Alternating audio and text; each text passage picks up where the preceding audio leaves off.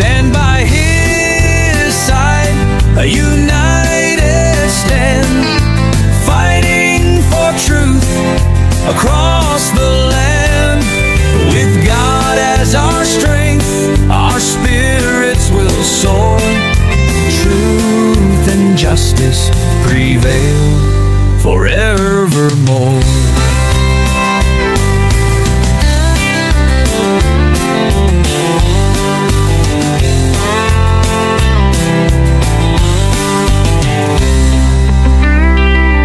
We stand by His side, a united stand, fighting for truth across the land. With God as our strength, our spirits will soar. Truth and justice prevail forevermore. We stand by His side, a united stand, fighting for truth across the land. With God as our strength, our spirits will soar. Truth and justice prevail forevermore. We stand by His side, a united stand, fighting for truth across the land. With God as our strength, our spirits will soar. Truth and justice prevail forevermore. Forevermore.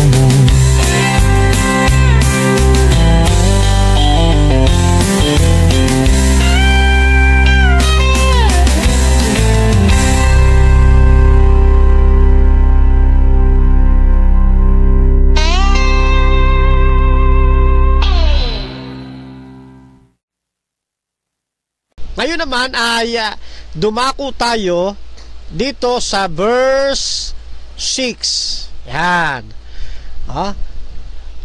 Roma chapter 1 verse 6 to 7. Ano ang sabi rito? Ganito po ang wika. Sa mga ito, kayo naman ay tinawag kay Kristo Jesus. Baliktad. Kayo naman. Sa mga ito, kayo naman ay tinawag kay Hesukristo. Yan. Sa lahat ninyong nasa Roma, mga iniibig ng Diyos, tinawag na mga banal, sumainyo nawa ang biyaya at kapayapaang mula sa Diyos na ating Ama at Panginoong Hesukristo. Sa mga talatang ito ay makikita po natin, mga kapatid,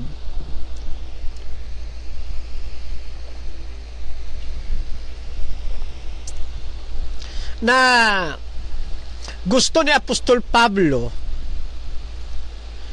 na ang kanyang mga mambabasa, especially sa mga taga-Roma, at sa lahat pa na makakabasa nito, of course, nais ni Apostol Pablo na yung kanyang mga readers, yung kanyang mga mambabasa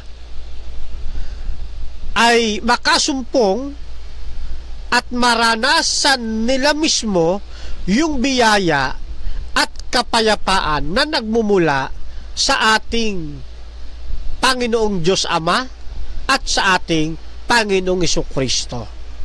Dalawa yan, ano? Sumainyo nawa ang biyaya, ang wika, at biyaya at kapayapaang mula sa Diyos na ating Ama at Panginoong Hesukristo. Ayan.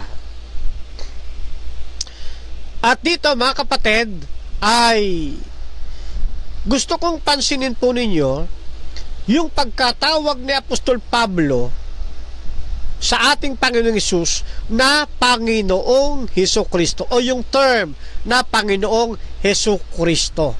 Yan. Ano ang nasa likod o hiwaga kapag ginagamit ang term na Panginoong Hesukristo? Of course, kapag sinabing Hesus Kristo, ito'y nahahati sa dalawang salita na kapag pinagsama, Hesus Kristo ang kalalabasan. Ano ho? Ano yan? Ang salitang Jesus, ang pangalang Jesus, yan po ay ginamit ng ating Panginoon sa kanyang pagiging katawang tao. At ang Kristo, sa kahulugang pinahiran ng langis. Diba? Kristo, pinahiran ng langis. Yeah. At kapag sinabing Kristo o pinahiran ng langis, ito ay tagapagligtas. Tumutukoy sa tagapagligtas. Gaya ng mababasa natin doon sa awit, talata ba doon? Sa awit, meron po dyan awit 2:2. Yan, sa awit 2:2. At sa gawa 4:12. At 16. Yan. Kaya kapag pinagsasama, Panginoong Jesucristo ay tumutukoy sa kanyang katawang lupa na itinalaga, na pinahiran ng langis ang ating Panginoon upang maging tagapagligtas ng sanlibutan. Hindi lamang ng iilang mga tao, kundi ng sanlibutan, na sino mang sa kanya sasampalataya. Ano? Yan. At yung Panginoon, yung term na Panginoon, in spiritual sense, alam natin na kapag ginagamit mo yung salitang Panginoon, lalo na't nasa capital letter P, yan ay tumutukoy o kinikilala mo na siya ang nagmamay-ari sa iyo sapagkat siya ang iyong Panginoon. At ikaw, bilang alipin ng Panginoon, ay nabubuhay hindi para sa iyong sarili, kundi ikay nabubuhay para sa iyong Panginoon. Kaya tulad ni Apostol Pablo, kung paano si Apostol Pablo, ang buhay na kanyang ikinabubuhay sa laman ay hindi niya ikinabubuhay para sa kanyang sarili, kundi ito'y ikinabubuhay niya sa ating Panginoong Jesucristo. Ikinabubuhay niya sa pananampalataya. Ay gayon din ang ating maranasan. Ganon din ang dapat nating maging karakter. Maraming tao ngayon, ang tawag rin nila Panginoong Jesucristo, Panginoong Jesus. Pero ang totoo, hindi naman si Kristo ang nasusunod sa kanilang buhay, kundi sila pa rin. Yung salitang Panginoon hanggang bibig lang, wala sa puso. Sa konteksto ng Biblia, sa esensya ng Biblia, kapag ginagamit ang Panginoon, at kinikilala mo siyang Panginoon, ang ibig sabihin nun, siya po ang may kapangyarihan sa iyo, siya ang nagmamay-ari sa iyo, at ang buhay na ipinaglilingkod mo, hindi sa iyo yun. Kaya ka nabubuhay dahil sa iyong Panginoon. Yun ang kahulugan kapag binabanggit mo at pagkikilala sa Panginoon. Taliwas sa ilang mga tao ngayon. Panginoon nga ang tawag nila sa ating Panginoon Jesucristo. Pero hindi naman ang Panginoon Jesucristo ang kanilang nasusunod sa kanilang buhay. Kundi sila rin. Na dapat sana yung mga tumatawag ng Panginoon sa ating Panginoon Jesucristo ay si Kristo ang talagang nasusunod sa kanilang buhay. Kaya nga tayo, laging sinasabi natin, dapat lagi tayong Christ-centered. Hindi self-centered. Dapat Christ-centered. Katulad ni Apostol Pablo.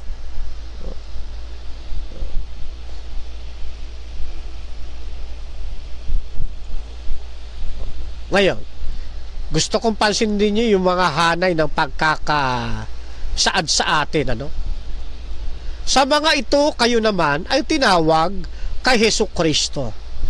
Sa inyong nangasa Roma, mga inibig ng Diyos, tinawag na mga banal. Ayan. Pag-aralan natin yan, verse by verse. dito sa ating verse by verse. Tulad ng ating napag-aralan, bagamat ito ay sulat ni Apostol Pablo para sa mga taga-Roma, pero ang kanyang nais, madala ito at malaman ng lahat ng mga bansa, tulad ng nabasa natin kanina sa talatang 5. Ipinakikita sa atin dito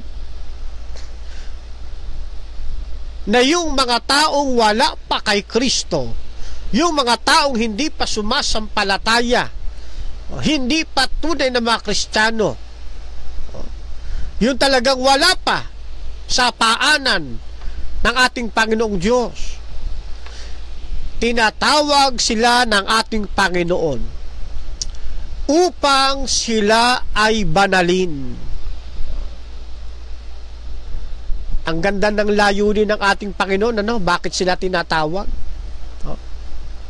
Tinatawag sila, hinihikayat sila ng Panginoon, hinihikayat sila ng ating Panginoong Diyos na sumunod sa pananampalataya upang sila'y banalin ng Diyos.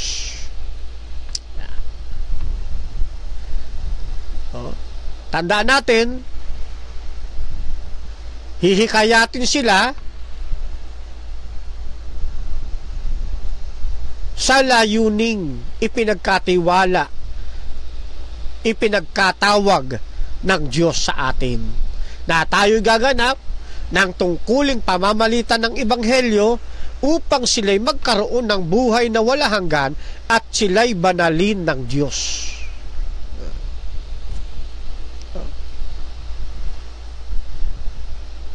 Hindi sila babanalin ng Diyos dahil sila muna'y nagpakabuti sa buhay na ito bago nila tanggapin si Kristo. Hindi po, mga kapatid. Hindi sila babanalin ng Diyos dahil kailangan muna nilang baguhin ang kanilang buhay sa mundong ito bago nila isuko ang kanilang sarili kay Kristo. Hindi po. Hindi rin sa dahilang dapat muna nilang ayusin ang kanilang sarili bago tanggapin si Kristo. Hindi po, mga kapatid.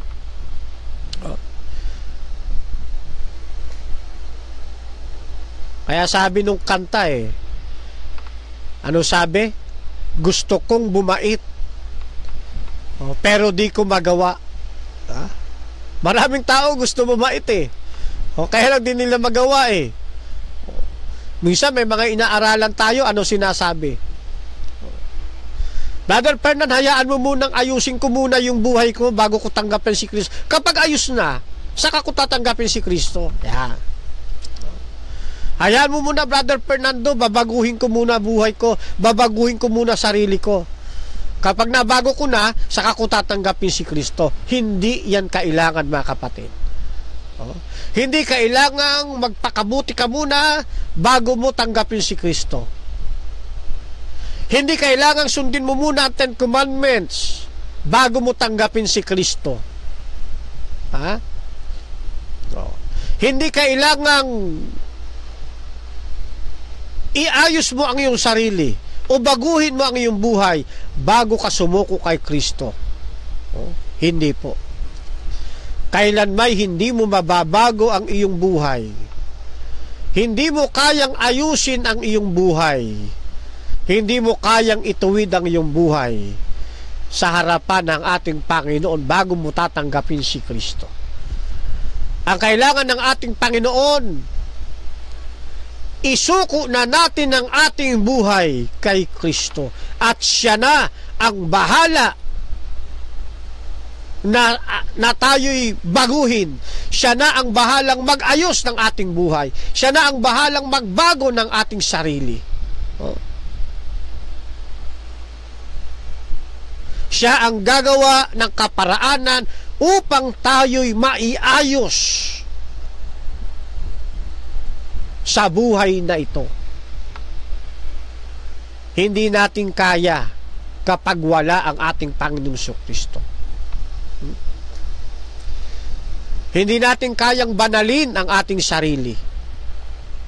Kaya wag nating huwag ninyong ipagyayabang.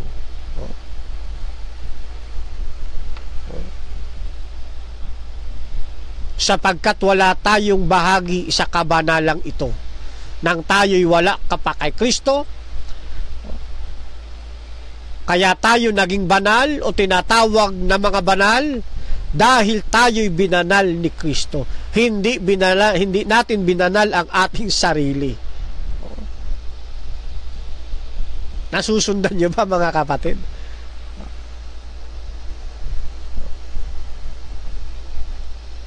Hindi pwedeng isigaw ng isang mananampalataya doon sa isang tao na kailangan sundin mo 10 utos para ikaw maging banal. Mali ho yun, mga kapatid. Ha? Maling pangangaral yun. Sundin mo 10 utos para ikaw ay maging banal. Hindi po, mali yun. Kailangan mong mangili ng Sabat para maging banal. Kailangan mong huwag kumain ng mga karumal-dumal na pinagbabawal sa Levitico 11 at Deuteronomy 14 para ikay maging banal. Hindi yan ang turo ng Biblia. Hindi mo kayang banalin ang iyong sarili. Si Kristo lamang, ang Diyos Ama lamang, ang makakapagpabanal sa atin. Ganun naman pala, Brother Ferdan. Bakit pa sumusunod sa 10 utos? Bakit di tayo kumakain ng karumal-dumal? Ginagawa natin yan hindi para tayo'y maging banal, kundi ginaganap natin yan sapagkat tayo'y tinawag sa kabanalan. Bahagi na po yun, yung mga pagtupad natin sa alinmang mga eksistidong kautusan. Bahagi yun ng ipinagkatawag sa atin sa kabanalan. Lumalakad lamang tayo sa kabanalang ang Diyos ang may gawa. Nasusundan po ba ninyo? Kaya naman tayo, bilang mga mananampalataya na binanal ng Diyos, na binanal ng Diyos, ay lalakad naman alinsunod sa kabanalang kanyang ginawa sa atin.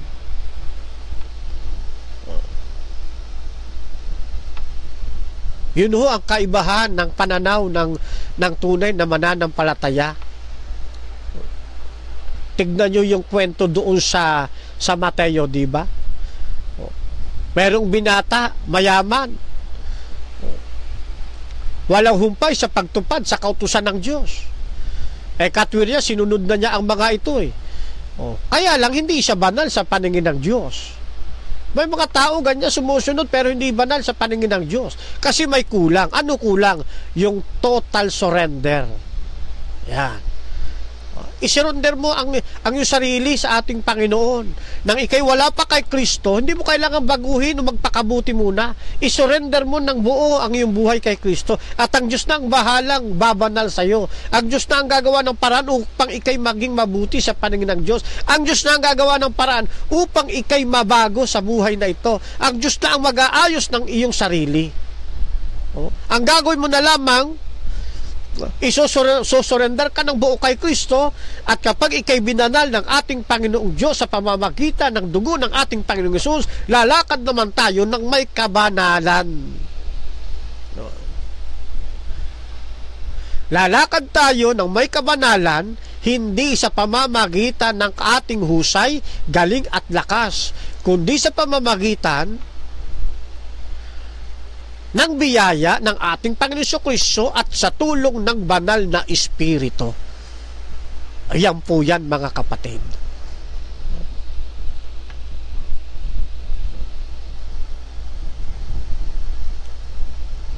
Katulad ng binabasa natin sa Aklat ng Roma, sila'y binanal ng Diyos hindi dahil sa kanilang pagpapagal, kundi dahil sa kanilang pagsuko kay Kristo. Sila'y binanal ng ating Panginoong Diyos ayon sa hindi masukat, di malirip na kagandahang loob ng ating Panginoong Diyos.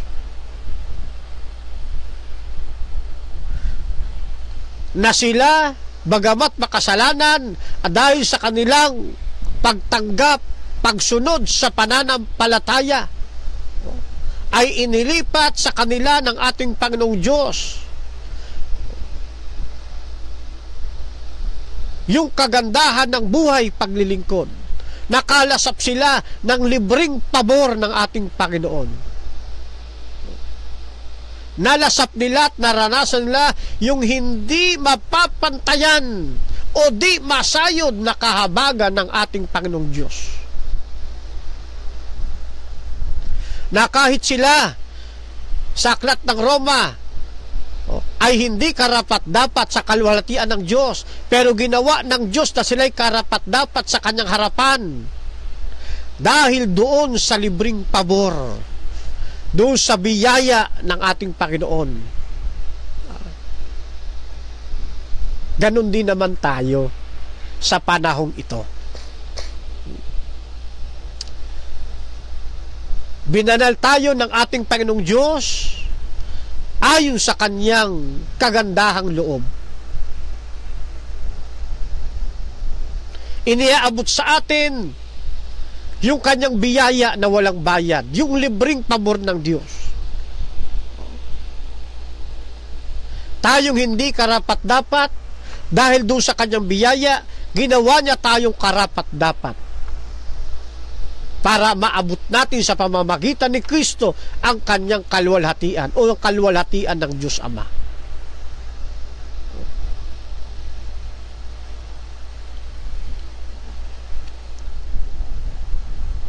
At sa pag-abot sa atin ng ating Panginoong Diyos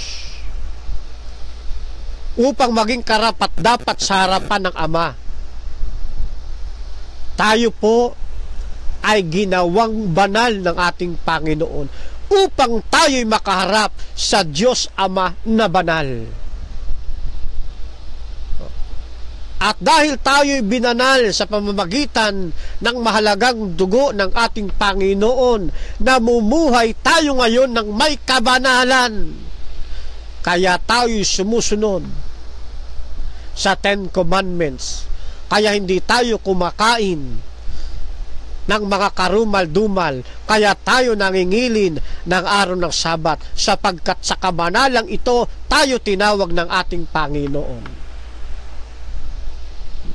Kaya namumuhay tayo ngayon na may kabanalan.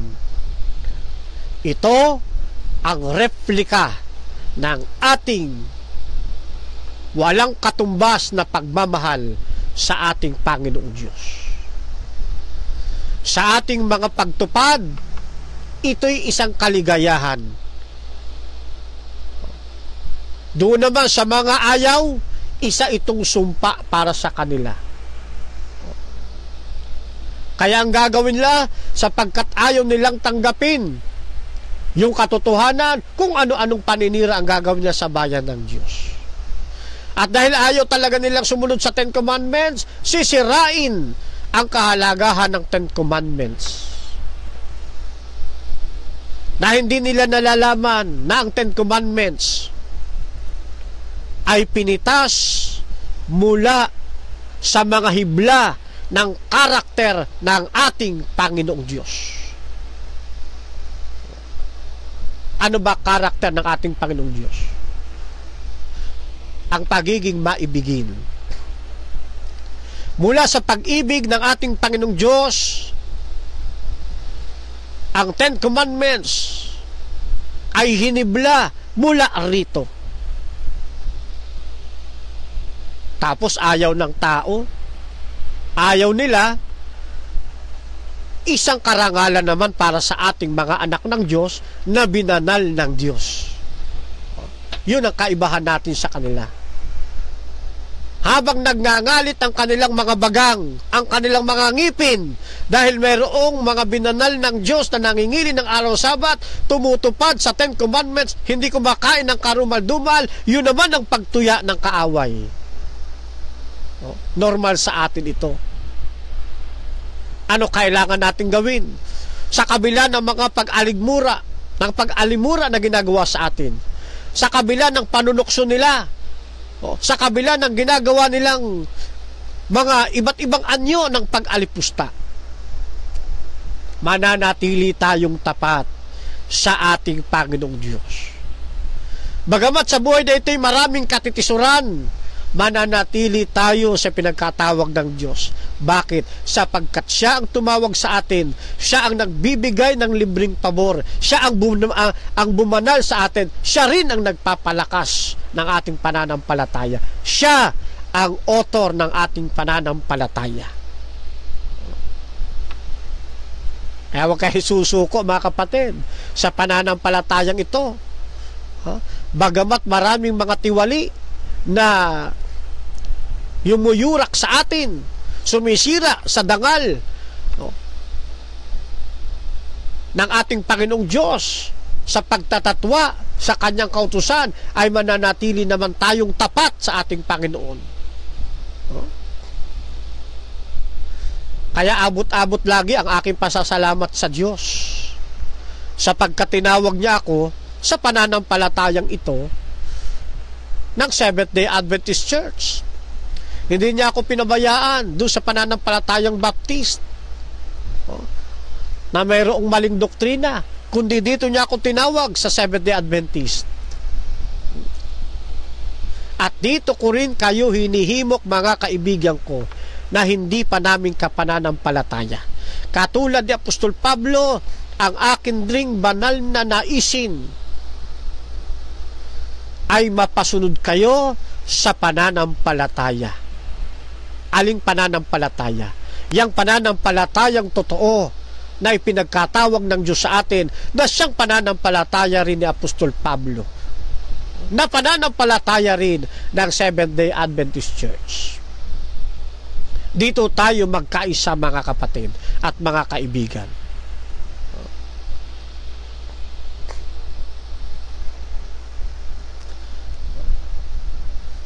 Kaya sabi roon sa Roma 1:6, sa mga ito kayo naman ay tinawag kay Hesukristo. Hindi lang ito para sa mga taga-Roma. Humahangga rin ito hanggang sa panahon natin. Sapagkat nais si Apostol Pablo na may maraming mga tao ang matuto mula sa kanyang mga sulat, sa kanyang liham. Hindi lamang para sa partikular na mga taga-Roma, kundi ang wika niya sa lahat ng mga bansa. Hindi lang partikular sa kanyang panahon, hanggang sa ating panahon. Tayo po ay tinawag ng ating Panginoong Jesucristo mula sa maling pananampalataya na ngayon ay sumunod sa pananampalataya. Dating hindi tayo kabilang sa bayan ng Diyos, dating hindi tayo kabilang sa tinatawag na peculiar people, pero ngayon dahil kay Kristo, bahagi na tayo ng kanyang iglesia. Bahagi na rin tayo ng kanyang dakilang plano para maipangaral ang ebanghelyo sa buong sanlibutan. Tulad na binabanggit ni Apostol Pablo sa mga taga-Roma, tayong lahat ay tinawag din ng ating Panginoon Jesucristo upang maging tagapagpatutuo sa buong mundo. Upang maraming mga tao ang mahikayat, madala sa tunay na pananampalataya.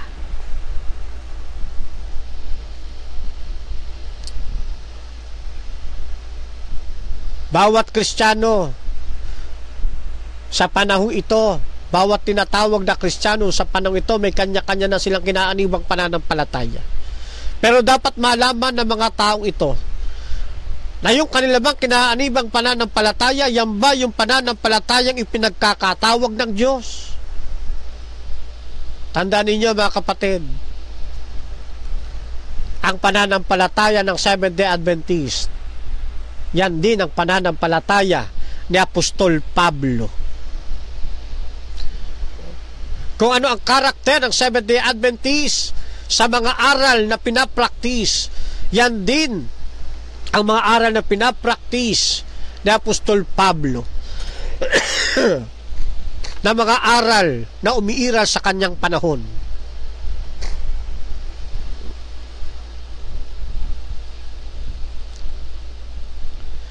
Bawat Kristiyano, bawat isa sa atin na tinawag sa tunay na iglesia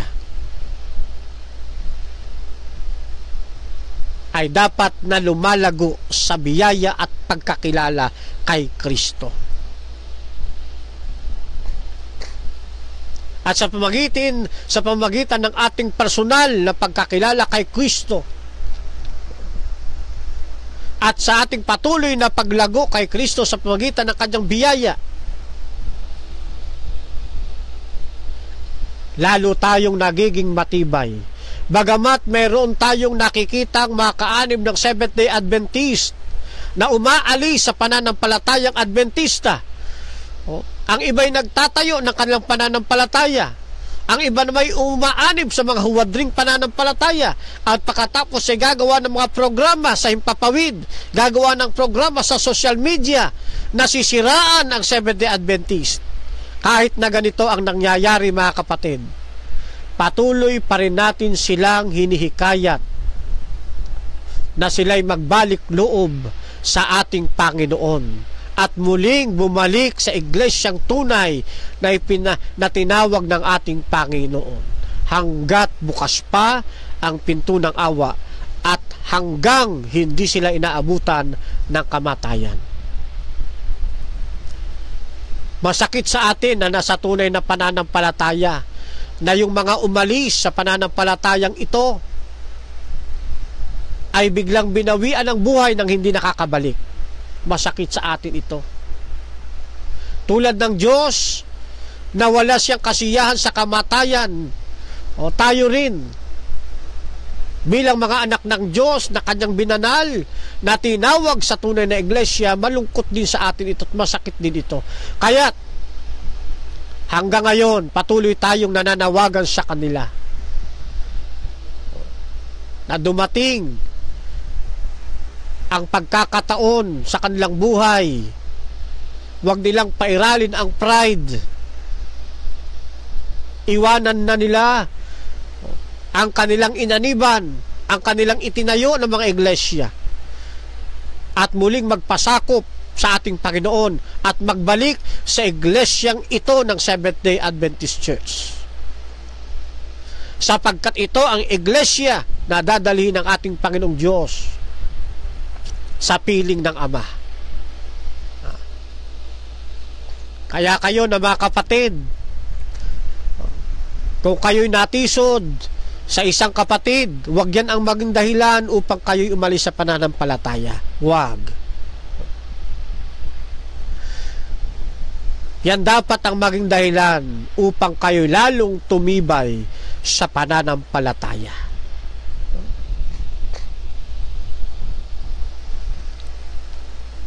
Sapagkat ang tunay na tumawag sa inyo at ang tunay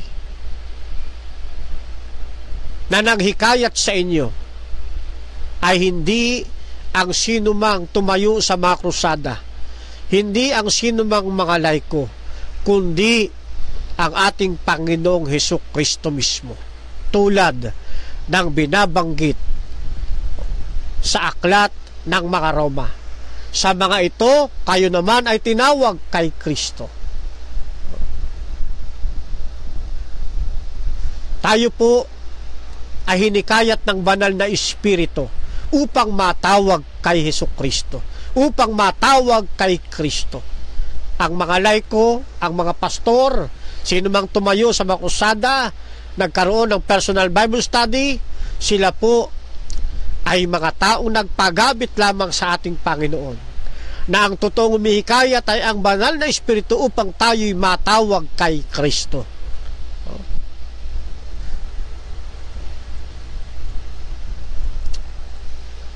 Kaya manatili tayo rito, mga kapatid. Sabi nga nung awitin, Turn your eyes upon Jesus. Bakit? Kasi si Kristo ang dahilan kung bakit tayo napunta sa pananampalatayang ito ng Seventh-day Adventist. Kung minsan may mga elders na nararanasan ng iba, natitisod sila. May ilang mga kapatid nararanasan ng iba, natitisod sila sa kanilang kapwa kapatid. Pero lagi lamang ninyong iisipin, dapat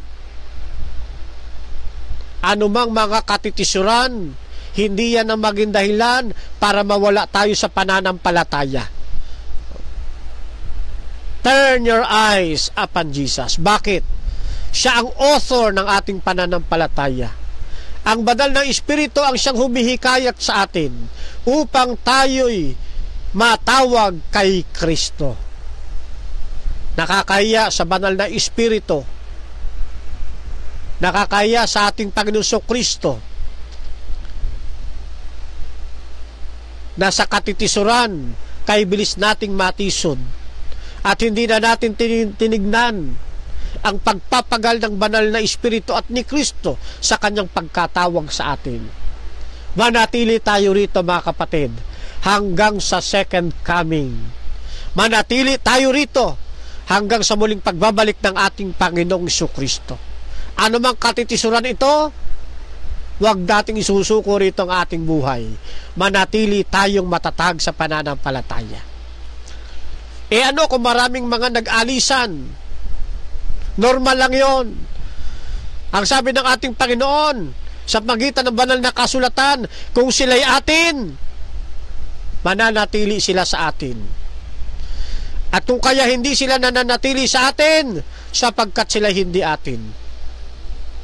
Pero ganun pa man, baka ang kanilang pag-alis ay bunga lamang ng kanilang pride.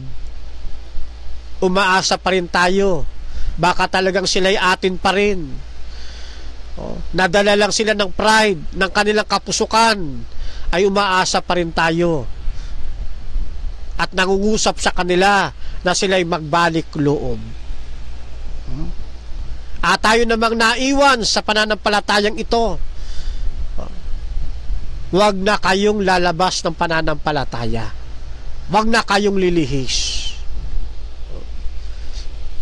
Ito ang karakter ni Apostol Pablo. Sukdulang ang kanyang buhay ay masuong sa panganib. Patuloy niyang ginagampanan yung pagkatawag sa kanya ng ating Panginoon. At doon sa talatang 7 ng Roma, kanina talatang 6, talatang 7, sa lahat ninyong nga sa Roma, mga iniibig ng Diyos, tinawag na mga banal, sumainyo nawa ang biyaya at kapayapaang mula sa Diyos na ating Ama at Panginoong Jesucristo.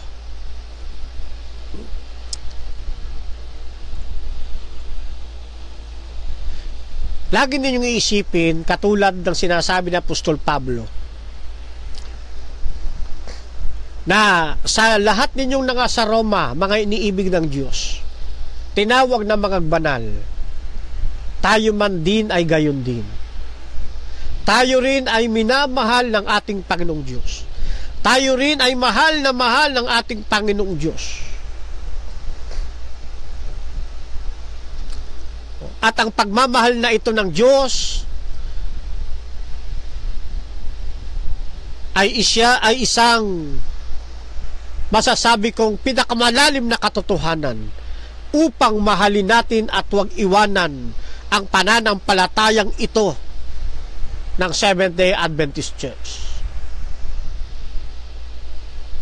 Sapagkat mahal tayo ng Diyos. Tulad ng binabanggit ni Apostol Pablo sa mga taga-Roma. Tayo rin sa panahon ito ay mahal na mahal ng ating Panginoong Diyos. Malulungkot ang ating Panginoong Diyos kapag ang isang membro ng pananampalatayang ito ay magpapasya na aalis sa iglesyang ito.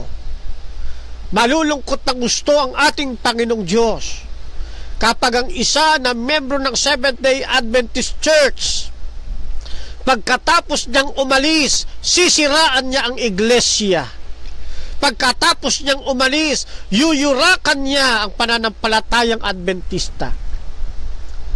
Pagkatapos niyang umalis, aaglahiin niya ang iglesia.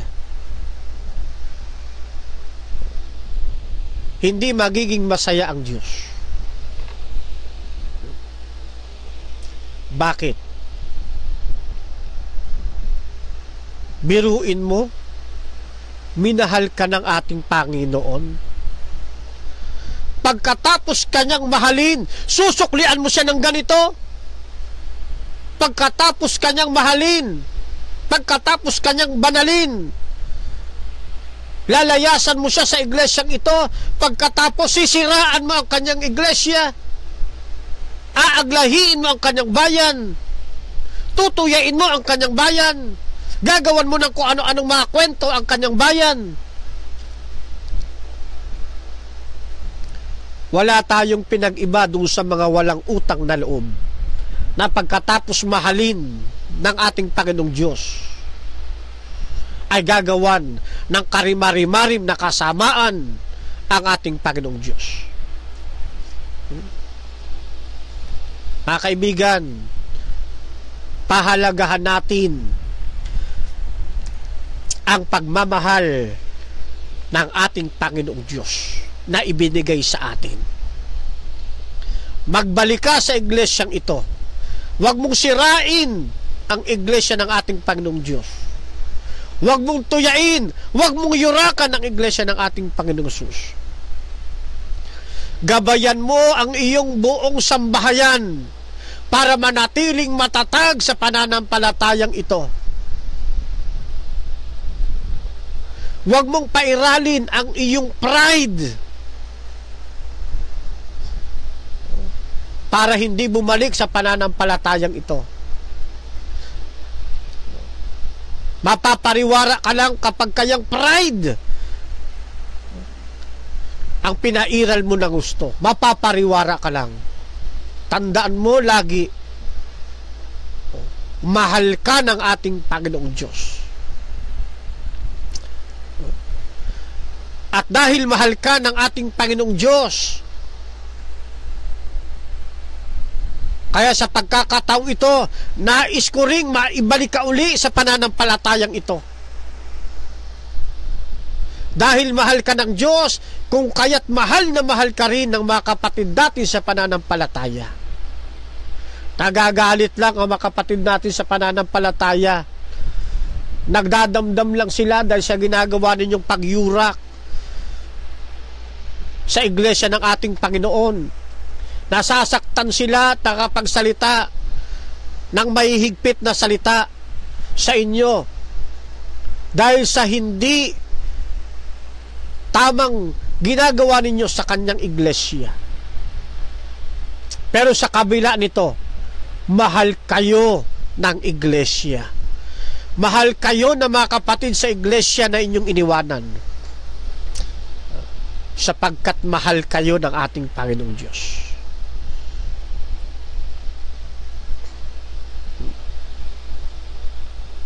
Hanggang ngayon, na kayong mga umalis na sa pananampalatayang ito, gusto pa rin ng ating Panginoon ipadama sa inyo ang kanyang pag-ibig.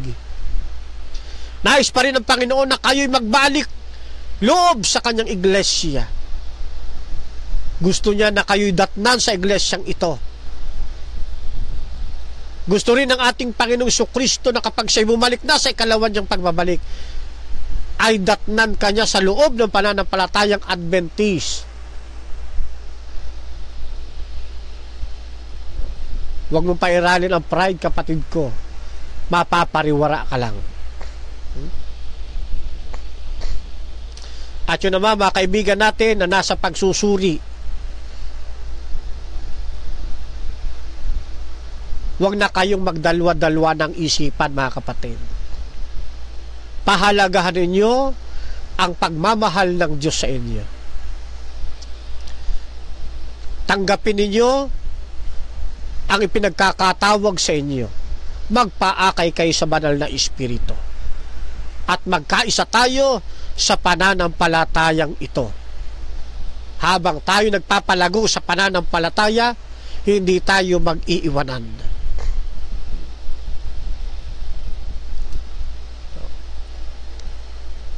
Tutupad tayo sa lahat ng tagubilin ng ating Panginoong Diyos, sapagkat tayo'y kanyang binanal, tulad ng kanyang sinabi sa aklat ng mga taga-Roma. Tayo rin ay binanal ng ating Panginoong Diyos upang tayo'y lumakad sa kabanalan. Nais ng Diyos sa lupang ito habang tayo'y nakikiraan sa sanlibutan, tayo naman ay mamumuhay ng may kabanalan.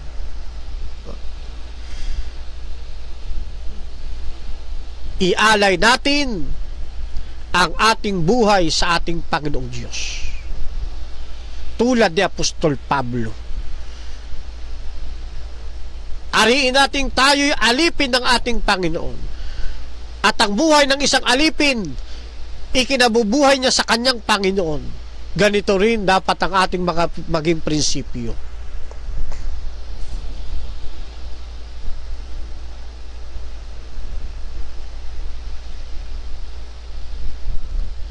At ang biyaya at yung kapayapaan na nagmumula sa ating Panginoong Diyos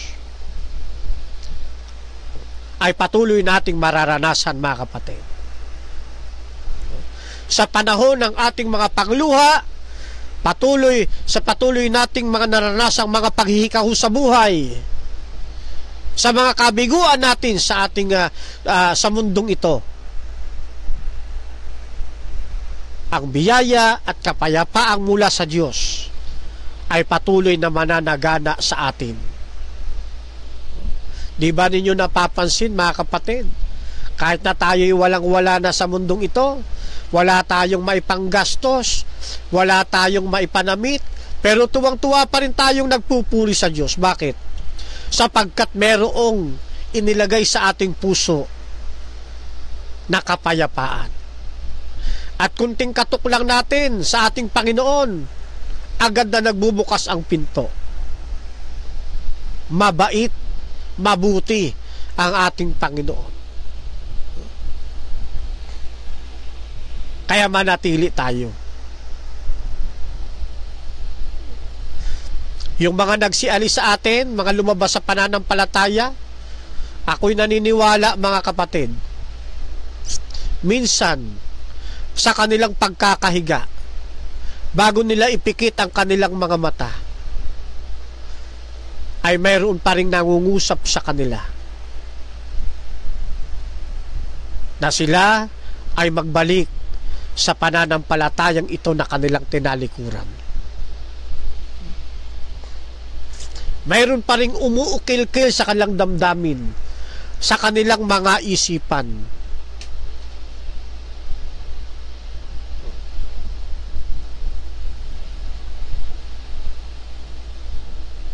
Kailan pa kayo magbabalik? Huwag na ninyong patagalin. Ngayon na ang tamang panahon. Habang hindi pa nagsasara ang pinto ng awa, ngayon kayo bumalik sa Panginoon. Ngayon kayo bumalik sa kanyang iglesia. Yung mga nagdaang pagbatikos ninyo sa iglesia, nagdaang paninira, kung minsan kumukuha pa kayo ng mga aklat ng Seventh-day Adventist para pagbalag-balagbagin at maging katutuwa at maging katatawanan ang Adventist, isuko ninyo sa Panginoon. Tatanggapin ulit kayo ng Panginoon sapagkat tayo'y mahal ng Diyos. Tinawag ka, kapatid, sa gawaing paglilingkod ng ating Panginoon sapagkat meron siyang layunin sa ating mga buhay. At ang layunin niya hindi para siraan ang kanyang iglesia, kundi para palakasin ang kanyang iglesia. Tinawag tayo ng ating Panginoon para mamuhay ng may kabanalan. Hindi ka tinawag ng ating Panginoon para umalis sa iglesia at pagkatapos ay kakain ka na ng karumal-dumal na ipinagbabawal Mula pa sa aklat ng Heneses hanggang sa Apokalipsis. Tinawag tayo ng ating Panginoon para magreplika sa atin ang kanyang kabanalan, ang kanyang karakter. Tinawag tayo ng Diyos at minahal tayo ng tapat. Nais din ng Diyos na mahalin din natin siya ng tapat. Nais ng ating Panginoon kung paano tayo niyang tinawag, huwag natin siyang iiwan. Ano mang pagsubok, pagsusumakit, katitsuran, huwag natin siyang iiwan.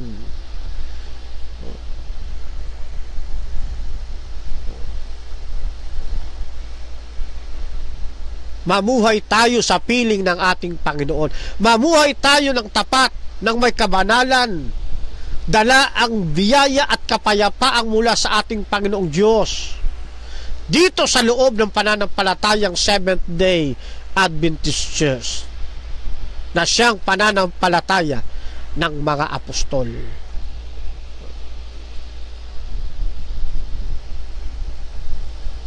Kaya sana mga kapatid, mga kaibigan, saan mang dako kayo naroroon, maaring hindi ko kilala ang bawat isa sa inyo. Hindi ko kilala kung sino-sino kayong tumalikod sa kanyang iglesia. Pero sa pamamagitan ng ginagawa nating pag-aaral ng verse by verse dito sa aklat ng Romans, sana po sa pamamagitan nito nahihipo ko ang inyong mga puso,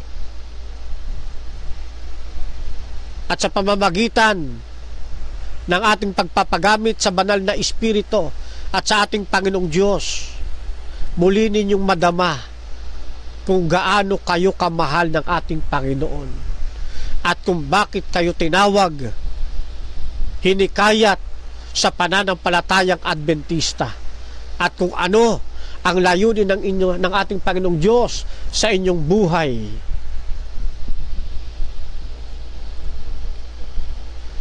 Kaya sa mga kapatid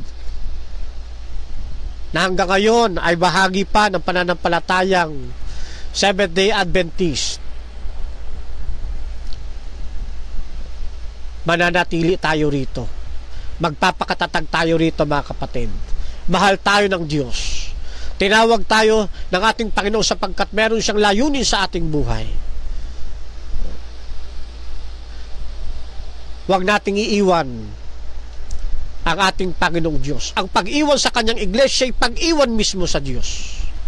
Ang pagtanggi sa kanyang mga aral, pagsira sa kanyang mga aral, ay pagsira at pagyurak sa karakter ng ating Panginoong Diyos.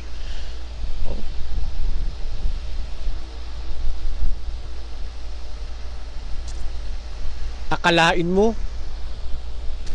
pagkatapos kang banalin ng ating Panginoong Diyos, tinawag ka sa gawaing kabanalan, dati mangangain ka ng karumal-dumal na binabanggit sa Leviticus 11, Deuteronomy 14. Ngayon, sa pag-alis mo sa pananampalatayang ito ng Seventh-day Adventist, na dati hindi ka kumakain ng mga ito sapagkat ikay lumalakad sa kabanalan, ngayon kumakain ka na ng mga karumal-dumal, at pagkatapos isa ka na ngayon sa nagtatanggol at pagsasabing ang karumal-dumal na ito'y malinis na at dapat nang kainin. Ang pagyurak sa aral ng Diyos, pagyurak sa kanyang karakter.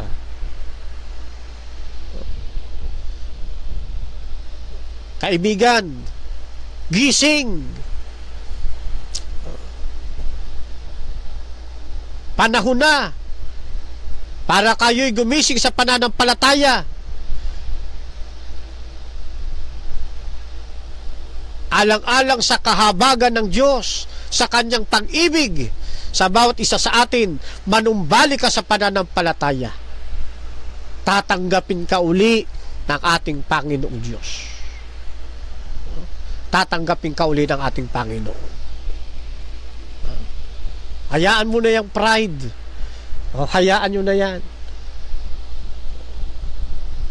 Nakakahiyang bumalik. Sabi ng ilan, Iniisip mo lang yan, kapatid. Binibigyan ka lang ng kaisipan ng kaaway para wag kang tuluyang bumalik. Bumalik ka. At sa pagbabalik mo, mas may magagawa ka pang pagpapatibay sa bayan ng Diyos. Masarap na maging kasangkapan ka sa pagpapatibay kaysa maging kasangkapan ka sa pagyurak sa kanyang iglesia. Ngayon, puntahan natin yung pagnanais ni Apostol Pablo na makapunta sa Roma. Punta tayo sa aklat ng Roma sa Kapitulo 1, talata ay 8. Ang wika sa atin ganito: kauna-unahan ay nagpapasalamat ako sa aking Diyos sa pamamagitan ni Hesukristo tungkol sa inyong lahat, na ang inyong pananampalataya ay bantog sa buong sanlibutan.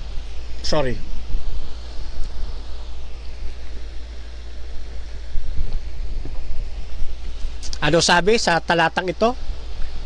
Kauna-unahan ay nagpapasalamat ako sa aking Diyos sa pamamagitan ni Hesukristo tungkol sa inyong lahat, na ang inyong pananampalataya ay bantog sa buong sanlibutan.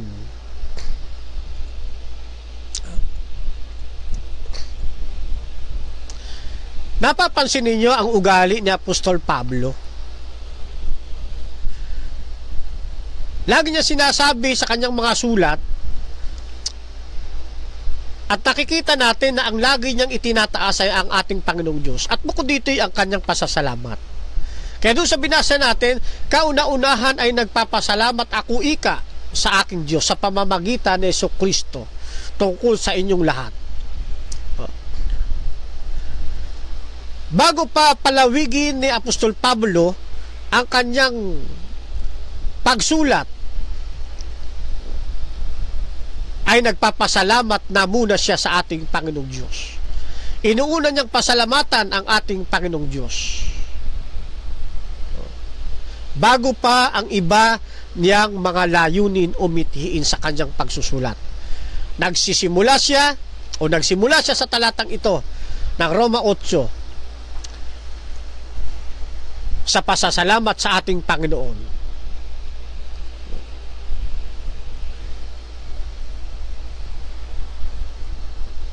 Magandang karakter na dapat makita rin sa ating mga mananampalataya. Mahalaga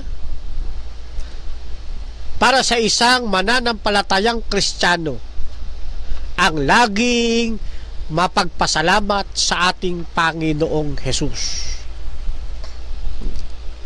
Kahit na tayo'y nasa gitna ng iba't ibang hamon sa buhay, kahit na tayo ay nasa gitna ng unos ng ating buhay o ng mga pagsubok, pagdalamahati, mga pagluha,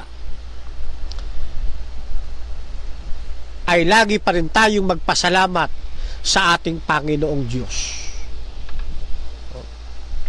At alalahaning kailan may hindi niya tayo pababayaan. Kaya lagi nating unahin ang magpasalamat sa ating Panginoong Diyos sa bawat panalangin.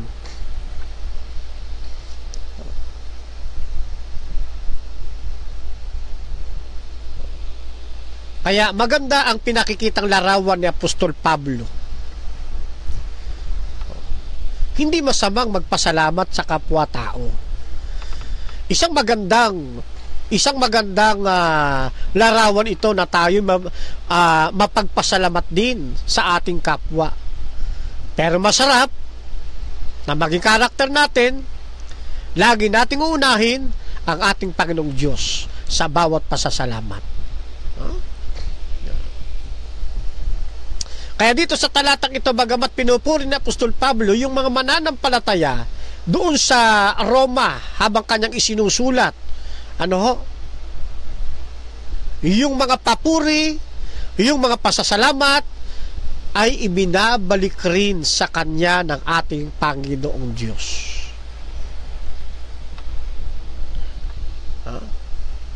At sa pamamagitan ng liham niyang ito, ipinakikita sa atin at ipinapaunawa na si Jesus, ng ating Panginoong Kristo, ang daan sa ating magandang ugnayan para sa ating Diyos Ama. Kaya, ang lahat ng tagumpay na makakamit ng isang mananampalataya sa mundong ito, dapat ay lagi nating ibinabalik ang papuri sa ating Panginoong Diyos. Hindi sa sarili o sa ibang tao, kundi magbabalik tayo ng papuri, pagluwalhati, pasasalamat sa atin pong Panginoong Diyos. Sapagkat wala tayo talagang may pagmamalaki. At dahil ang Diyos, si Kristo ang ating Panginoon, nabubuhay tayo dahil kay Kristo. At dahil nabubuhay tayo kay Kristo, dapat tayong laging mapagpasalamat sa ating Panginoon.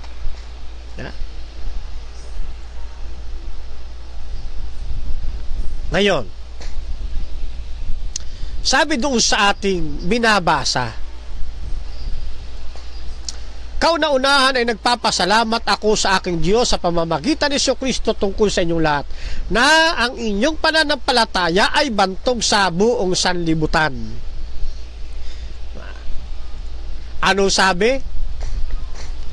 Ang inyong pananampalataya ay bantog sa buong sanlibutan. Samantalang pinag-aaralan ko ang mga bahaging ito, mga kapatid, ay nakita ko na noong panahon ni Apostol Pablo, ang Roma pala, yung lugar ng Roma, yung Roma mismo, ang siyang pangunahing lungsod sa mga bansang kanluranin sa panahon nila. Ang Roma ang siyang kabisera ng imperyo na ang mga na yung mga tao sa buong karatig na lugar nila, yan, sa buong sanlibutan, sa buong daigdig sa panahon nila, ay maraming nagpaparuot pa rito, naglalabas-masok. Bakit? Dahil yung lugar nila ang siyang kabisera ng imperyo ng Roma. Kaya maraming naglalabas-pasok sa panahong iyon. Dahil dito, maraming mga taong pumaparoot, umaalis, kaya mas mabilis na makilala sila at maikalat yung pabalita ng Ebanghelyo. Mas mabilis na nakilala ang balita tungkol sa mga lumalagong Kristiyano sa Roma. Kaya ang sabi ng Apostol Pablo, ang pananampalataya nila ay bantog sa buong sanlibutan. Totoo ang kanyang sinasabi na yung pananampalataya ng mga taga-Roma ay bantog o balitang balita o sikat sa buong sanlibutan sa panahon ng unang siglo. Dahil sa mga taong naglalabas-masok, mabilis ang paglaganap ng Ebanghelyo, mabilis ang pabalita, mabilis ang pagdami ng mga mananampalatayang Kristiyano, at ito rin ang dahilan dahil sa kanilang patuloy na paglago at patuloy na kanilang pagiging bantog, ay lalo namang pinag-iibayon ng mga Romano ang kanilang pag-uusig sa iglesia. Lalo itong sa paningin ng mga Romano ay nagiging banta para sa kanila. Kaya sa kasaysayan makikita ninyo, hindi ba, lalo sa pag-aaral ng Apokalipsis at sa pag-aaral ng kasaysayan, ito ang isa sa mga dahilan, yung paglago nila. Sumisikat sila, lumalago sila, nakikilala sila. Kaya naman yung mga nasa pwesto, no? Yung emperador, yung mga emperador ay nagpapalabas ng iba't ibang mga utos, lalo sa panahon ni Apostol Pablo. Di ba? Yung emperador nagpalabas ng utos sa lahat ng mga nasasakupan ng imperyo nito. Aling utos yan? Balikan ninyo yung kasaysayan. Lahat dapat ay sumamba sa emperador. Dapat ang lahat, ang kilalaning Panginoon ay ang emperador ng Roma. At ang sino magsasalangsang na Kristiyano na hindi susunod sa utos na ito ng pagkilala sa emperador bilang kanilang Panginoon, na siyang katumbas ng pagkilala sa Diyos, ay mabibilanggo. O kung hindi man mabibilanggo, sila'y lalapatan ng parusang kamatayan. At ang parusang kamatayan ito ay gaganapin ayon sa kasaysayan. Saan? Sa stadium. Sa stadium na kung saan yun ang dakong aliwan ng mga emperador at ng iba pang mga pinuno ng mga Romano at maging ang mga Romano mismo. Di ba? May mga ruins pa tayong nakikita diyan sa ginanap na stadium na yan, kung saan maraming mga Kristiyano pinahirapan. Di ba? Maraming mga Kristiyano ang ipinalapa ng buhay doon sa mababangis ng mga leon. Di ba? Naaalala ninyo yung istoryang yan? Saan ginanap yan? Di ba doon sa stadium? Na hanggang ngayong 2025 nakatayo pa yung mga labi ng stadium na ito, na kung saan sa lugar na ito, sa stadium na ito,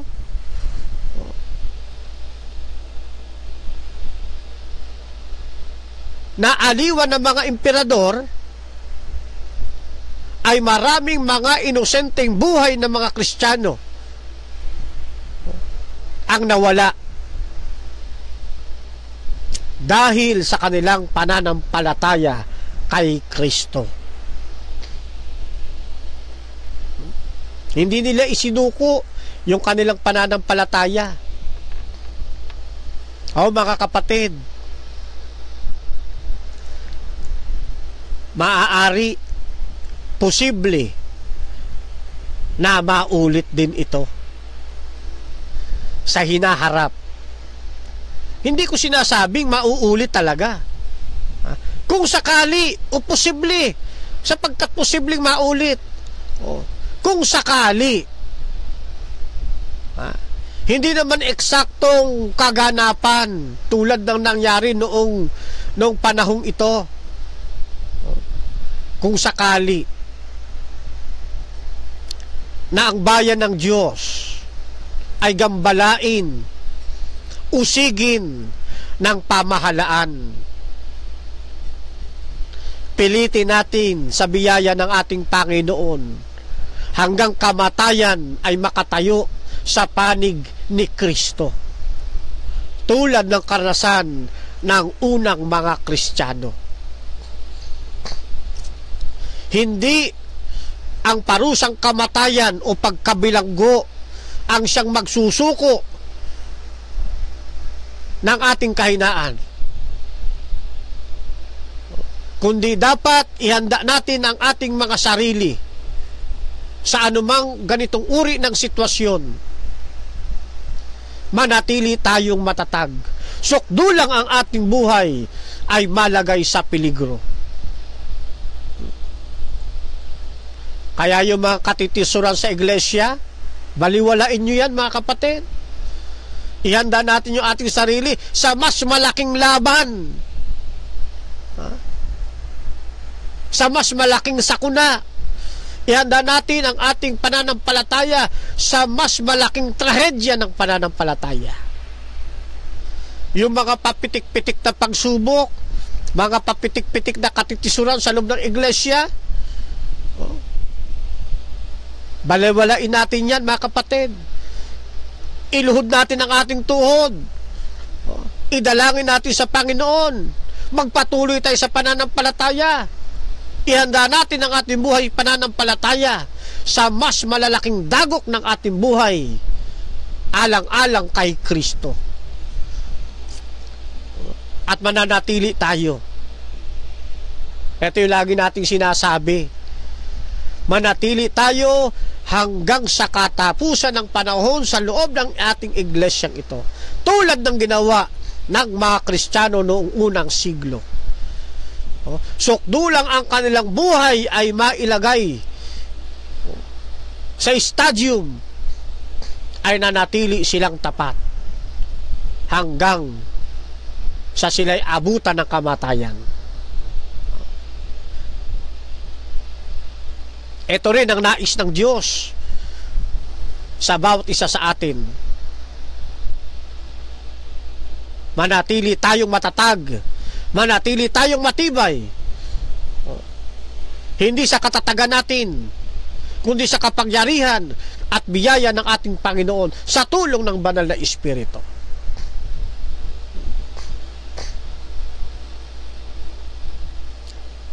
Kaya sa talatang ito ng Roma 1:8, nagpapasalamat si Apostol Pablo sa Diyos dahil doon sa katatagan ng kanilang pananampalataya, sa kabila ng kaliwat ng pagsubok na kanilang dinaranas sa kagustuhan ng emperador at maging sa mga sundalo ng Roma, ay nananatili sila sa pangalan ni Kristo.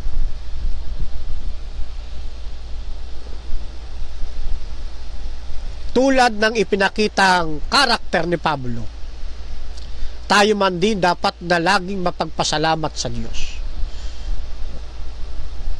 sa lahat ng mga pagtatagumpay ng ating mga kapatid sa pananampalataya,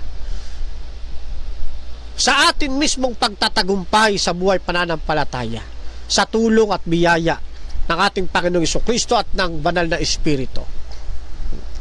Dapat lagi tayong nagpapasalamat tulad ni Apostol Pablo, na sa kabila ng mga dinaranas natin, kapigatian, pag-alimura sa mundong ito, mga pagtukso ng sanlibutan, nananatili tayong matatag.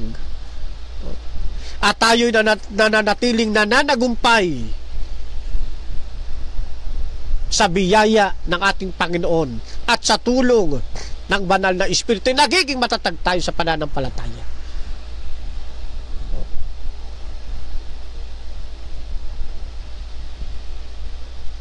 Papaano kang magiging matatag sa pananampalataya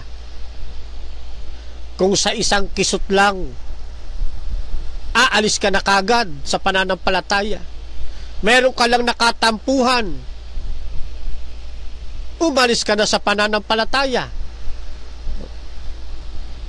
Nausisa lang ang pagkakamaling nagawa mo, aalis ka na sa pananampalataya.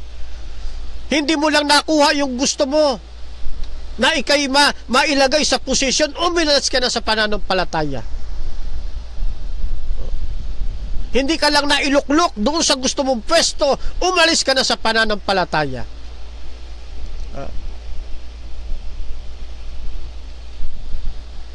Dahil sa pagkakamali mo, nabigyan ka lang ng disciplinary action, umalis ka na sa pananampalataya. Maliit na bagay pa lang, sumusuko na tayo. Magpakatatag tayo, mga kapatid. Kung kayo man ay nagdanas na kayo nalapatan ng disciplinary action, ipagpasalamat nyo sa Diyos, sapagkat mayroong mga kapatid na nagtutuwid sa inyong pagkakamali.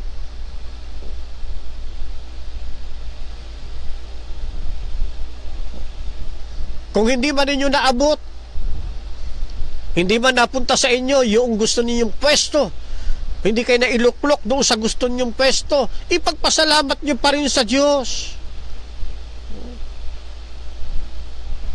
Baka hindi pa yon ang panahong inilaan sa iyo ng ating Panginoon para ikay mailagay sa pwestong ito na ginugusto mo.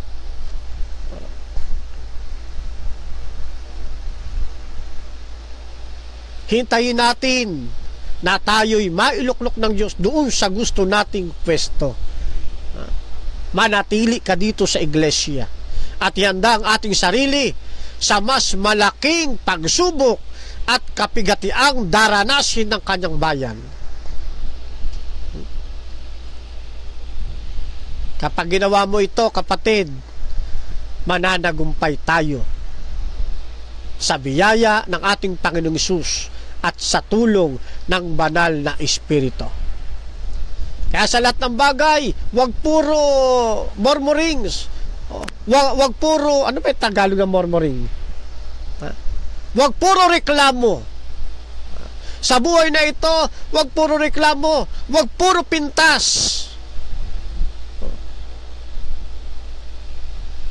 Maging mapagpasalamat tayo lagi sa Diyos sa lahat ng nangyayari sa ating buhay.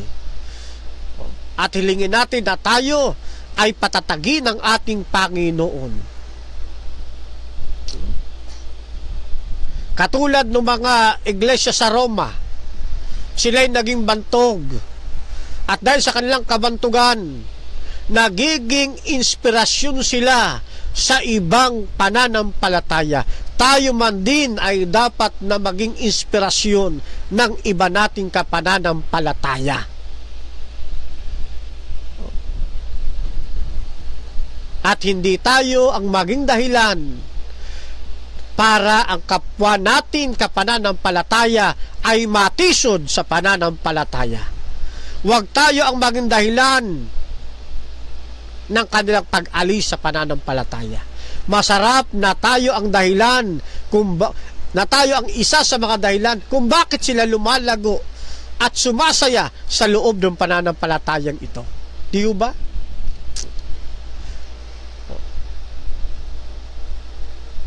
Mamuhay tayo sa parang ipinagkatawag sa atin ng ating Panginoon. Mamuhay tayo na may kabanalan sa pananampalatayang ito na itinawag sa atin upang tayo'y makapagbigay ng inspirasyon sa iba nating mga kapatid. Gawin natin ito sa pamamagitan ng pag-ibig ng ating Panginoon Kristo at sa tulong ng banal na Espiritu. Ayan mga kapatid, pansamantala ho ay diyan muna tayo hihinto sa ating verse by verse na pag-aaral. Ang huli nating natapos ngayon ay Roma chapter 1 verse 8. Sa susunod dadagdagan naman natin verse 9, patuloy naman tayo. Kasi nga verse by verse ito di ba? Ayan. And I hope na sa ating mga ginawang maliit na pag-aaral ay naluwalhati natin ang ating Panginoong Diyos, na parangalan natin, at ang mga kapatid sa pananampalataya kahit papaano mayroong natutunan sa ating pagsasang-usapan.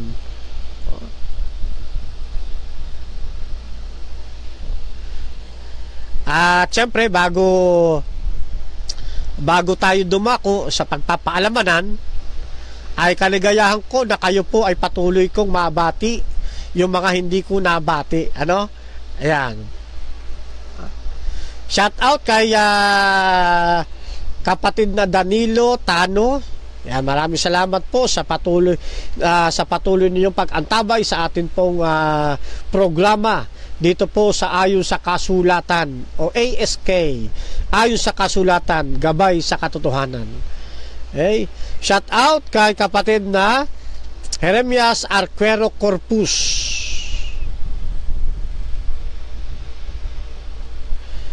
Shout out din po kay nawala na naman.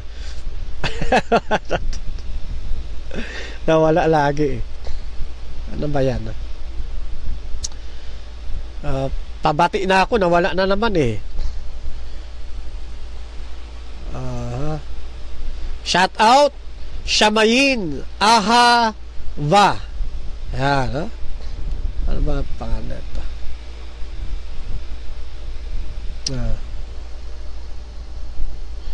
Okay.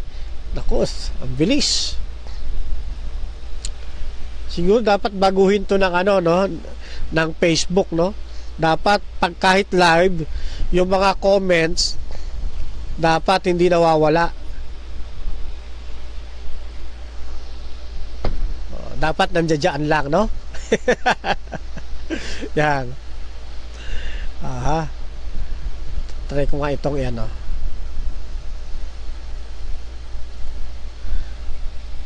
Okay. Shout out kapatid na Michael Antonio Ilabo. Ito nabati ko na to si kapatid na Ederlyn Galvez Beltran. Yan. Okay. Tingnan natin dito sa YouTube. Shout out po kapatid na Angelito Talusan. Yan.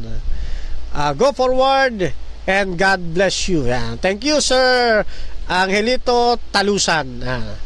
Okay, shout out po sa inyo, sa inyong buong pamilya. Magandang hapon po at God bless. Okay.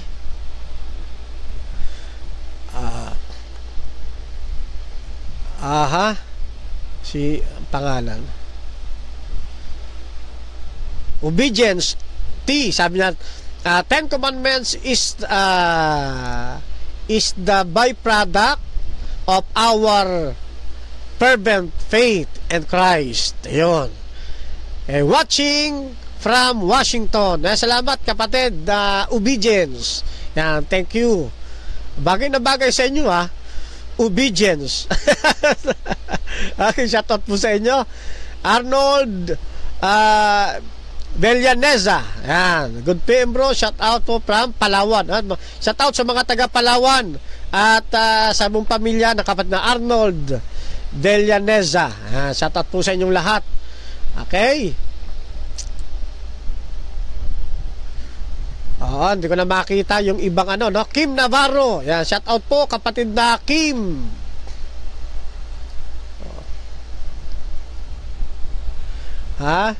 Sabi shout para pakirambo si EDC. Rambo ka sa akin. Shout out.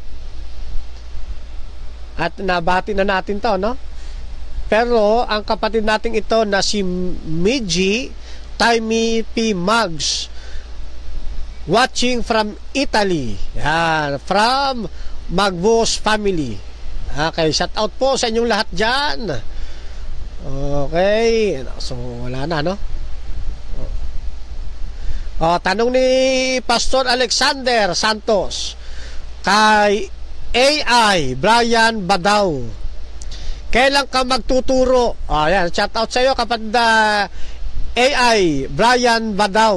Tinatanong ka ng ating pong kaibigang pastor sa Alexander Santos. Kailan daw po kayo magtuturo? Nauna na tuloy ako sa inyo. At sinashout out din ni Pastor Alexander Santos si kapatid na Dudes Arisgado. Yan, mga magigiting na mga debatidor ito kung kailan daw po rin kayo magtuturo ng verse by verse. Yan, yan. Ang talagang hinahamon talaga rito ni Pastor Alexander Santos, si Brian Badaw at saka si Dudes Arisgado. Yan. Nakikisingit ako sa kanila. Nauna na tuloy ako. Ayan, Okay. Rosalita Balmes from Camarines Sur. Yan, shoutout po sa inyo lahat dyan. Okay, siya, wala na tayo sigurong nakaligtaan, kung meron man, pasensya na, hindi ko na makita, po. Yan. So, pansamantala, dyan muna natin tinatapos ang atin pong ginagawang pag-aaral.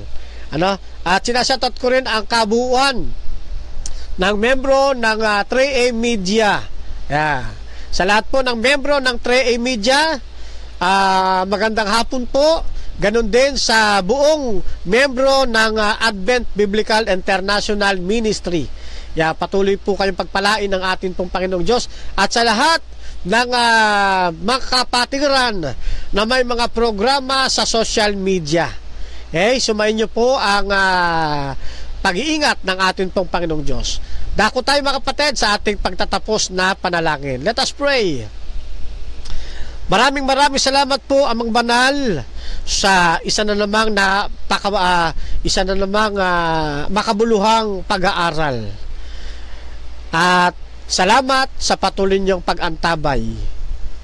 Dalangin namin, Ama, na anumang pagsubok ang aming danasin sa buhay na ito, anumang kapigatian, anumang karanasan, ay patuloy kaming maging matagumpay sa pamamagitan ng inyong pag-ibig, Amang Banal, at sa biyaya ng aming Panginoon Jesucristo. Gayon din, walang isa mang mawaglit sa amin kundi madagdagan pa kapag ang inyong anak ay nahayag sa ikalawang pagbabalik.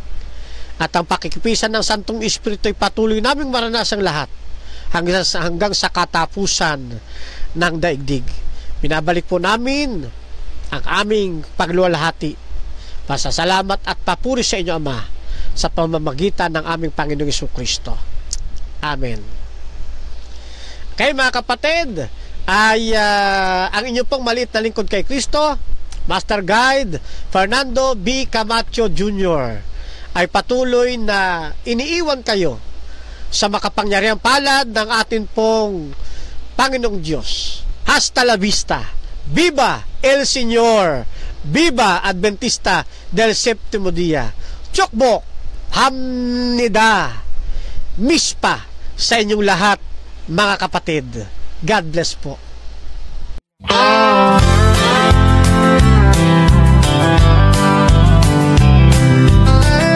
Fernando Baeza Camacho Jr., a name we hold dear, serving God faithfully year after year,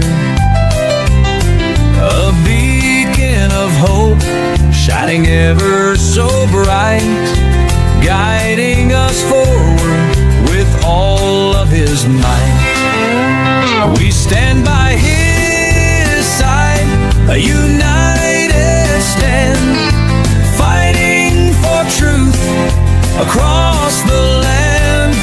With God as our strength, our spirits will soar. Truth and justice prevail forevermore.